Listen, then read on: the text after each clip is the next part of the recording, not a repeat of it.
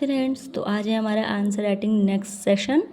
ये क्वेश्चन है GS paper 2 का 2023 यूपीपीसीएस पीवाईक्यू मतलब प्रीवियस ईयर क्वेश्चन 125 वर्ड्स के और 8 मार्क्स के। न्यायिक सक्रियता के 3 दोषों का वर्णन कीजिए।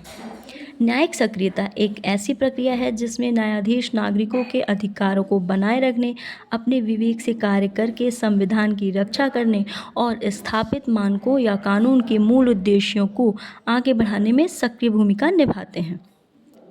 ये हमारा इंट्रो हो गया। अब कुछ दोष बता देती हूँ, ऑलमोस्ट 3 दोषों का वर्णन करने को बोला है तो मैं बता देती हूँ।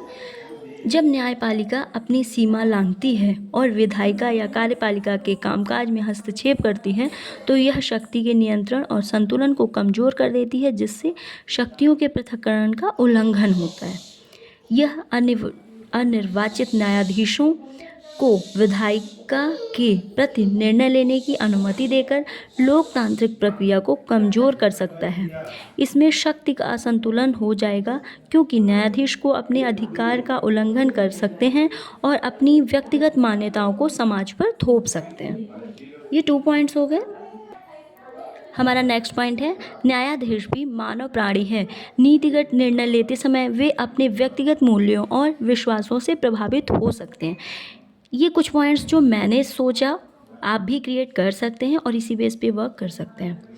मैंने कुछ न्यायिक सक्रियता के एग्जांपल्स दिए हैं जिसमें कई बार न्यायिक सक्रियता एज एग्जांपल पेश हुआ है। गोलकनाथ केस, ये बहुत ही फेमस केसेस हैं जो आपने जनरली फंडामेंटल राइट से रिलेटेड सुना होगा। केशवानंद भारती केस है ना, जो आधारभूत संरचना है संविधान की उसको ना उल्लंघन करने। 2018 में सुप्रीम कोर्ट बैन करता है पटाखा दिल्ली एनसीआर के क्षेत्र में। ये भी न्यायिक सक्रियता का ही एग्जाम्पल है। नेक्स्ट है, मनी लॉन्ड्रिंग की वजह से हसन अली खान पर सुप्रीम कोर्ट का निर्णय। निष्कर्षतः यह कह सकते हैं कि आवश्यक प्रक्रिया है जो मूल अधिकारों भेदभाव को कम करने कानून लागू हेतु, किंतु ध्यान दिया जाए यह व्यक्तिगत भावनाओं को प्रेरित ना हो। मतलब न्यायिक प्रक्रिया तभी फॉलो किया जाए जब वह ज़्यादा से ज़्यादा लोगों के लिए लाभदायक हो, ना कि व्यक्तिगत लाभ को महत्व देता हो। ठीक है, ये मैंने कुछ पॉइंट्स ऐड किए हैं। किसी को डाउट नहीं करना है कि टू द पॉइंट लिखना है, नहीं, मैंने भी मेंस दिया हुआ है तो एक आइडिया जो हमने कोचिंग सेंटर्स में सीखा था मैं आपको वही बता रही हूँ, मैं कुछ एक्स्ट्रा नहीं बता रही हूँ। जो हमारा नेक्स्ट क्वेश्चन है वो है मेंस का जीएस 2 का 125 वर्ड्स। पारदर्शिता और जवाबदेही एक दूसरे के पूरक हैं। टिप्पणी, ये है गवर्नेंस से रिलेटेड क्वेश्चन। इंट्रो है, पारदर्शिता जानकारी का खुला आदान प्रदान है और जवाबदेहिता किसी के आचरण और प्रदर्शन के परिणामों के साथ कार्यों और निर्णयों की जिम्मेदारी है। पारदर्शिता जानकारी प्रदान करके जांच को प्रेरित करती है, व्यक्तियों और संगठनों को परिणामों के बारे में अधिक जागरूक बनाती है और इस तरह उन्हें अपने कार्यों के लिए जवाबदेही बनाए रखने के लिए प्रेरित करती है। पारदर्शिता और जवाबदेही परस्पर क्रिया और विश्वास पैदा करती है क्योंकि खुली जानकारी और जिम्मेदारी आत्मविश्वास पैदा करती है।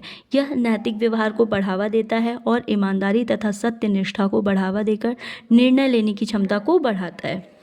जवाबदेही कार्यों के परिणामों को लागू करती है, गलत कार्यों को रोकने के लिए पारदर्शी प्रथाओं की आवश्यकता को प्रेरित करती है क्योंकि शक्तियों या संगठनों को उनके व्यवहार के लिए नतीजों का सामना करना पड़ता है। तो ये हमने कैसे देखा कि पारदर्शिता और जवाबदेही जो है एक दूसरे के पूरक हैं। जैसे मैंने इसका एक एग्जाम्पल दिया कि भारत में आरटीआई अधिनियम नागरिकों को सार्वजनिक प्राधिकरणों से जानकारी मांगने का अधिकार देता है, पारदर्शिता को बढ़ावा देता है और अधिकारियों को जवाबदेह बनाता है। मैंने ये कुछ पॉइंट्स दिए हैं और मैं पीवाईक्यू इसीलिए सेलेक्ट करती हूँ ताकि किसी को डाउट ना हो कि क्या ऐसे भी क्वेश्चंस आ सकते हैं। और जो मैं फॉर्मेट बनाती हूँ ये सिर्फ आपकी हेल्प के लिए है और मैंने भी कोचिंग से जो आंसर राइटिंग सेशन ज्वाइन किया था मुझे ऐसा ही सिखाया गया है, तो आप डाउट ना करें और जो इन्हेंस करने के लिए आप पॉइंट्स ऐड कर सकते हैं वो आप कर सकते हैं, कोई प्रोहिबिशन नहीं है। For today, thank you so much.